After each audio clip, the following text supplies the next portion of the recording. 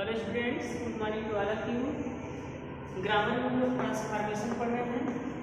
आपका टॉपिक है ट्रांसफॉर्मेशन, और उसमें जो अगला जो पॉइंट है आपका बताया था मैंने, इंटरचेंज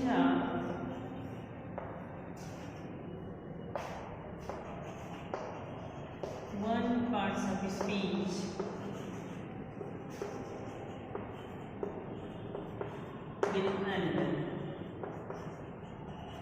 ठीक है। एक पार्ट्स ऑफ स्पीच को हम दूसरे पार्ट्स ऑफ स्पीच में किस तरीके से चेंज करेंगे और देखेंगे कि उसके मीनिंग में कोई परिवर्तन नहीं होता है। अब इसमें हम देखते हैं कि जो पार्ट्स ऑफ स्पीच जो हमारा शब्दभेद होता है वह नाउन से लेकर के इंटरजेक्शन तक शुरू होता है। तो इसमें हम पहला लेंगे कि क्या दिया गया था तो किसमें चेंज करेंगे, वन बाई वन देखेंगे। तो पहला इसमें लेते हैं टू चेंज, पहला पॉइंट हो गया to change verb into noun. ठीक है, पार्ट्स ऑफ स्पीच के अंतर्गत देखेंगे कि वाक्य में वर्ब दिया है और उस वर्ब को हम नाउन में चेंज कर देंगे। जैसे पहला एग्जाम्पल लेते हैं। पहला एग्जाम्पल है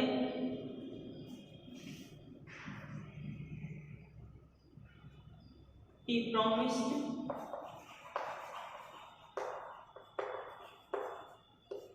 that he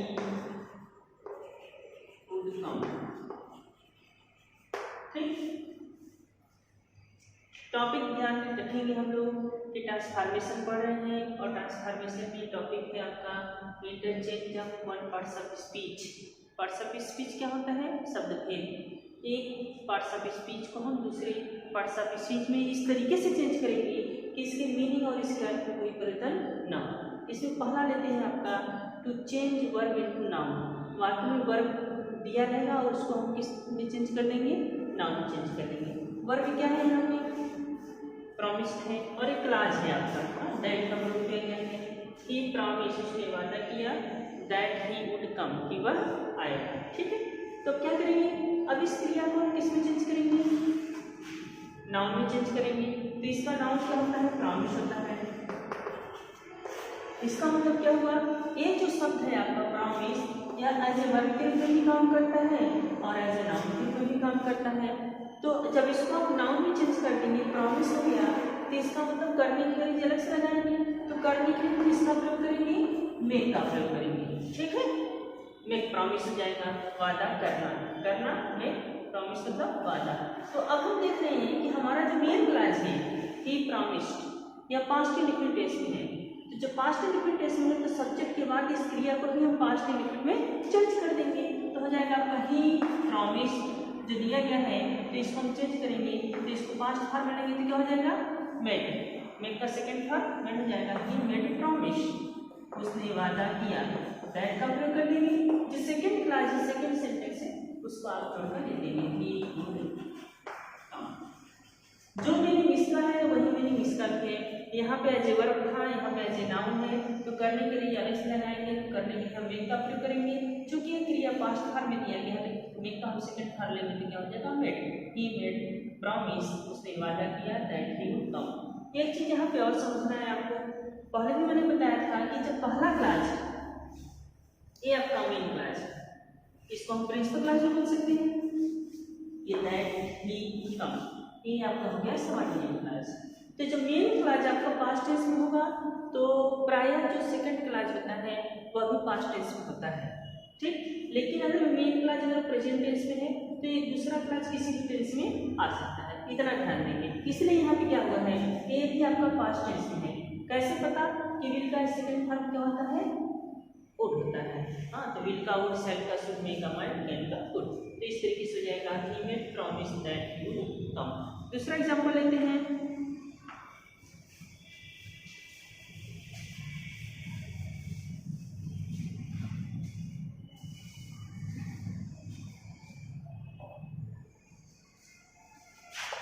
He attempted many times but failed। ठीक, He attempted many times but failed. उसने कई बार प्रयास किया लेकिन फेल हो गया। ठीक, अब क्या करेंगे, अब हम वर्ब को नाउन में चेंज करना है, तो पहले हम जो मेन क्लास होगा उसी के वर्ब को हम ढूंढेंगे। यहाँ पे अटेम्प्टेड आपका मेन वर्ब हो गया। अब इसको हम नाउन में चेंज करेंगे, तो इसका भी नाउन क्या होता है, अटेम्प्ट होता है। ठीक, तो इसको हमें करने के लिए अलग से लगाएंगे, तो करने के लिए हम किसका प्रयोग करेंगे, मेक का प्रयोग करेंगे। यह आपका नाउन हो गया। तो इसका मतलब ये जो अटेम्प्ट है एज ए वर्ब के रूप में भी काम करता है और नाउन के रूप में भी काम करता है। सब्जेक्ट यहाँ पे लेंगे। अब फिर हम देखेंगे टेंस के पास्ट इंडिफिनिट टेंस है, तो मेक को हम पास्ट इंडिफिनिट में चेंज कर देंगे सेकंड फॉर्म में, तो क्या हो जाएगा, मेड हो जाएगा। ही मेड अटेम्प्ट, ये आपका क्या हो गया, नाउन हो गया। अब सारी बातों का आगे हम लिख देंगे, मेनी टाइम्स बट फेल्ड। ध्यान रखिए कि interchange of verb into noun, verb को नाउन में बदलना है तो वर्ब कौन सा रखेंगे, जो मेन वर्ब होगा उसको नाउन में पता होना चाहिए कि किस क्रिया का नाउन क्या होता है, किस नाउन का वर्ब क्या होता है, उसका एडजेक्टिव क्या होता है, उसका एडवर्ब क्या होता है। अगर ये चीज़ें पता रहेगी तो हम इंटरचेंज ऑफ जो वन पार्ट्स ऑफ स्पीच होता है उसको हम एक दूसरे में आसानी से कन्वर्ट कर सकते हैं। नेक्स्ट एग्जाम्पल लेते हैं।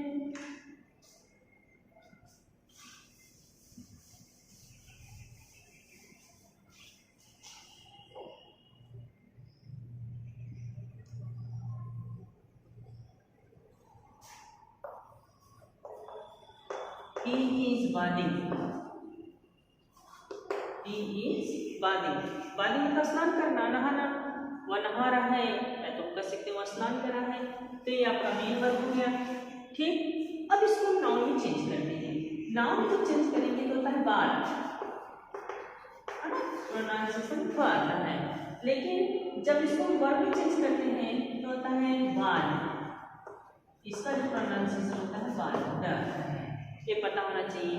अब आपने इस वर्ब को नाउन में चेंज कर दिया, नाउन हो गया आपका bath.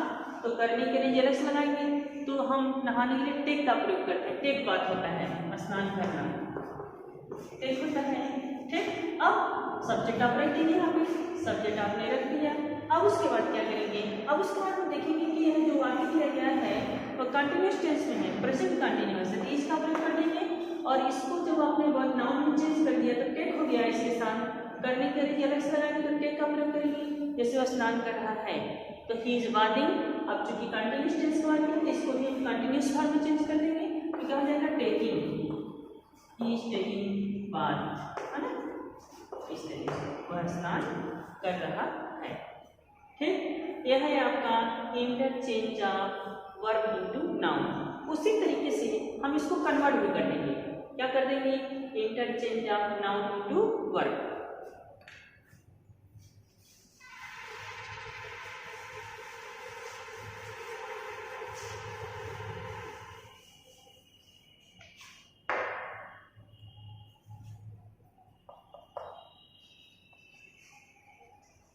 Interchange of noun into verb. अभी तक हम लोग क्या देख रहे थे, अभी तक हम लोग देख रहे थे कि वर्ब को कैसे नाउन में चेंज करते थे और इसी का जस्ट अपोजिट यहाँ पे कर देते हैं कि वाक्य में देखेंगे नाउन क्या है और उस नाउन को वर्ब में चेंज कर देते हैं। जैसे एग्जाम्पल लेते हैं, पहला example, he could not make a solution of the problem। देखो भाई चीजें वही हैं, केवल जस्ट अपोजिट इसका कर देना है। he could not make a solution of the problem means वह समस्या का समाधान नहीं कर सकता। he could not make a solution of the problem, वह समस्या का समाधान नहीं कर सका। अब हम देखेंगे कि जो टॉपिक आपको एग्जाम में कैसे आएगा। एग्जाम में ऐसे नहीं देगा कि आपको वर्ब दिया गया है आपको नाउन में चेंज करना है, आपको सारी चीज़ों को सिस्टमेटिक वे से दिमाग में रखना होगा कि क्या दिया है तो किस तरीके से उसको हम ट्रांसफर कर सकते हैं। हम देख रहे हैं यहाँ पे कि नाउन को एक बारीकी से बताई जा रही है कि टॉपिक आपको दिमाग में याद रखना चाहिए, नाउन को चेंज करेंगे वर्ब में, तो सबसे पहले हम देखेंगे ऐसा कौन सा शब्द है जो नाउन है और उसको वर्ब में चेंज किया जा सकता है। तो हम देखेंगे यहाँ पे जो वर्ब दिया गया है उसके बाद जो शब्द आया है वही शब्द आपका क्या होगा, वही शब्द आपका नाउन है और उसी नाउन को हम वर्ब में कन्वर्ट कर सकते हैं। यहाँ पे है सॉल्यूशन, है ना, जैसे कह रहा है he could not make a solution of the problem, वह समस्या का समाधान नहीं कर सका, सॉल्यूशन हो गया। तो अब इसी वर्ब को, इसी नाउन को वर्ब में चेंज कर देंगे, तो इसका जो वर्ब होता है वह होता है सॉल्व। क्या होता है, सॉल्व। इसके मीन्स समाधान, समाधान करना या हल करना। तो अब क्या करेंगे, हेल्पिंग वर्ब भी दिया हुआ है इसके साथ। जब वाक्य में मेन वर्ब के साथ हेल्पिंग वर्ब भी दिया होगा तो उसको हम उसी तरीके से रखेंगे। तो क्या हो जाएगा यहाँ पे ही कुड नॉट। अब क्या करेंगे, मेक का प्रयोग किसके लिए किया गया था, सॉल्यूशन के लिए किया गया था। अभी जब इसको आपने वर्ब में चेंज कर दिया तो इसको हटा देंगे, सीधे इसका प्रयोग कर देंगे तो हो जाएगा solve, he could not solve. आपका प्रयोग किसके लिए किया गया था, प्रॉब्लम के लिए, वर्ब नाउन के रूप में था इसलिए किया गया।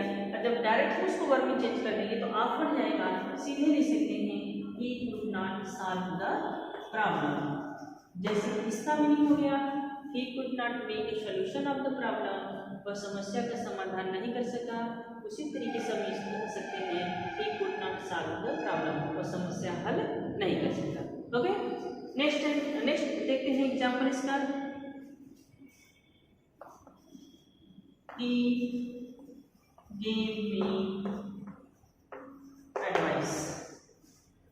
He gave me advice. उसने मुझे सलाह दिया। देखो मैंने बताया है कई बार पढ़ाते समय कि जो सी जैसे जुड़ता है यहाँ पे एडवाइस में, सर इसका प्रोनाउंसिएशन होता है it works as a noun. He gave me advice, उसने मुझे सलाह दिया। तो अब इसी नाउन को हम वर्ब में चेंज कर देंगे तो इसका वर्ब क्या होता है, एडवाइस होता है। प्रोनाउंसिएशन जब होगा तो करने के लिए जो है हम यहाँ पे सब्जेक्ट का प्रयोग कर देंगे।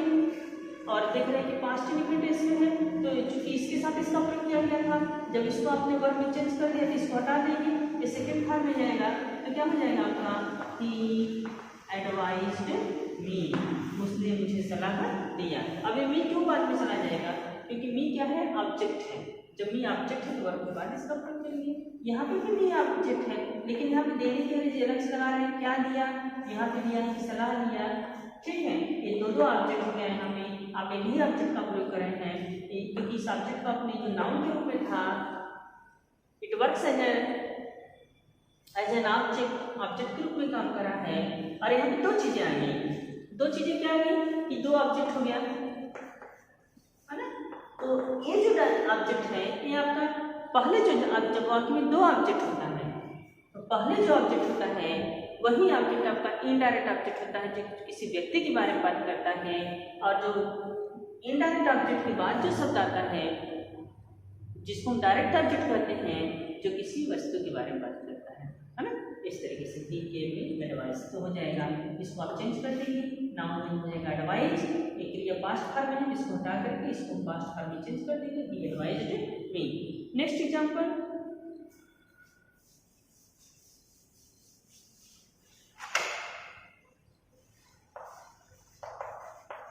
put your signature on this paper। ठीक है, कहता है कि put your signature on this paper, इस पेपर पर अपना साइन करिए। तो आप क्या करेंगे भाई, हम देखेंगे कि यहाँ पे ऐसा कौन सा शब्द है वाक्य में जो नाउन है और जिसको वर्ब में कन्वर्ट कर सकते हैं। तो एक शब्द है आपका सिग्नेचर, इसका put your signature on this paper, इस पेपर पे साइन करिए। यही एक ऐसा शब्द है जिसको वर्ब में कन्वर्ट किया जा सकता है। तो जब इसको हम कन्वर्ट कर देंगे वर्ब में, इसका वर्ब होता है साइन। क्या होता है, साइन होता है हस्ताक्षर करना, सिग्नेचर करना। अब टेंस की बात करते हैं। टेंस हम देख रहे हैं कि कौन सा टेंस है, इंपरेटिव सेंटेंस है। इंपरेटिव सेंटेंस वर्ब पहले आता है तो जब हम इसका प्रयोग किसके लिए किया गया है, इसके लिए किया गया है, पुट का प्रयोग सिग्नेचर के लिए किया गया है। तो आप क्या करेंगे, जब इसको आपने ऑलरेडी वर्ब में चेंज किया तो इसको फिर हटा देंगे। तो क्या अब योर का प्रयोग किसके लिए किया गया है, योर का प्रयोग किया गया यू के लिए। यू क्या होता है, इंपरेटिव सेंटेंस में सब्जेक्ट जो होता है जो हिडन होता है, छिपा होता है। तो अब क्या करेंगे, सीधे हम जब इंपरेटिव सेंटेंस में क्रिया को पहले रख रहे हैं तो सीधे लिख देंगे यहाँ पे साइन ऑन दिस पेपर, इस पेपर पर साइन करिए। ओके, इस तरीके से हो जाएगा आपका, ये आपका वर्ब नाउन है, इसको आपने वर्ब में चेंज कर दिया। इंपरेटिव सेंटेंस में है तो को हटा देंगे, फर्स्ट फॉर्म में है तो साइन ऑलरेडी फर्स्ट फॉर्म में है, sign on this paper. Next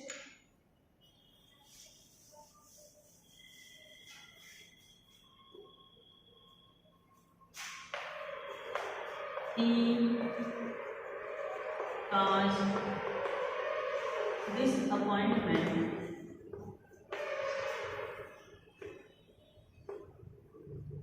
to me. Okay, he caused disappointment to me, वह मेरे लिए निराशा का कारण बनी। काज का कारण बना है ना, he caused disappointment to me, वह मेरे लिए निराशा का कारण बनी। तो अब दैट मीन्स वो मुझे निराश की, है ना। तो अब क्या करेंगे, सब्जेक्ट हम रख देंगे, सब्जेक्ट तो हर हाल में पहले आ जाएगा भाई। अब उसके बाद देखेंगे कि ऐसा कौन सा नाउन है इस वाक्य में जिसको वर्ब में कन्वर्ट किया जा सकता है। तो एक शब्द है यहाँ पे जो कि मेन जो क्रिया होगी दूसरी क्रिया के बाद वही शब्द आएगा, यही आपका है वर्ब इस नाउन डिसअपॉइंटमेंट। इसी को हम चेंज कर सकते हैं, किसमें चेंज कर सकते हैं, वर्ब में चेंज कर सकते हैं। तो जब वर्ब में चेंज करेंगे तो होता है डिसअपॉइंट, निराश करना, पहली बात। दूसरी बात, जब इस नाउन को आपने वर्ब में चेंज कर दिया, हो गया डिसअपॉइंट, तो इस काज का प्रयोग इसके लिए किया गया, तो इसको हटा देंगे। लेकिन हटाने से पहले यह देखेंगे ये क्रिया किस फॉर्म में है। जिस फॉर्म में है क्रिया, उस नाउन को वर्ब में बदल करके उसी फॉर्म में रखेंगे। तो सेकेंड फॉर्म में है तो हम भी सेकेंड फॉर्म में आ जाएंगे, तो क्या हो जाएगा, डिसअपॉइंटेड, डिसअपॉइंटेड, ही डिसअपॉइंटेड मी, उसने मुझे निराश किया।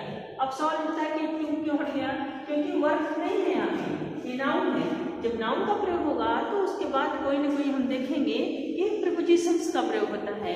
तो इस तरीके से जब उसको हम वर्ब में कन्वर्ट कर देंगे तो प्रीपोजिशन ऑलरेडी हट जाता है। Okay, next and last example,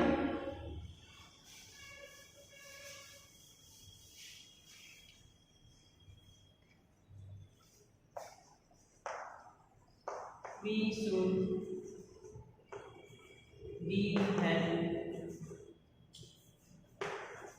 to the needy. We should give help to the needy means हमें जरूरतमंद की सहायता करनी चाहिए।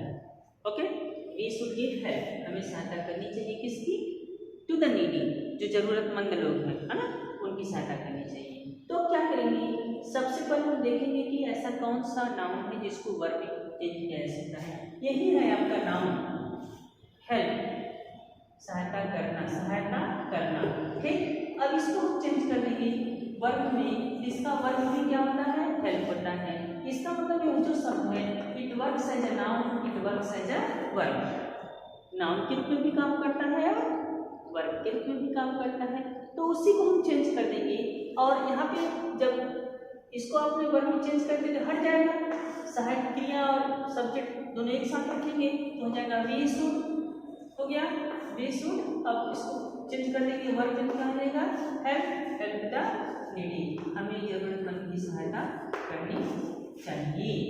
ओके, इस तरीके से यहाँ पे हो गया। ये दो टॉपिक हो गया आपका, interchange of verb into noun and interchange of noun into verb. ठीक है, कल इसमें हम नेक्स्ट टॉपिक पढ़ेंगे 1 by 1 और इस तरीके से देखेंगे कैसे हम ट्रांसफॉर्मेशन करते हैं। Okay students, okay, it is all about for today, thank you.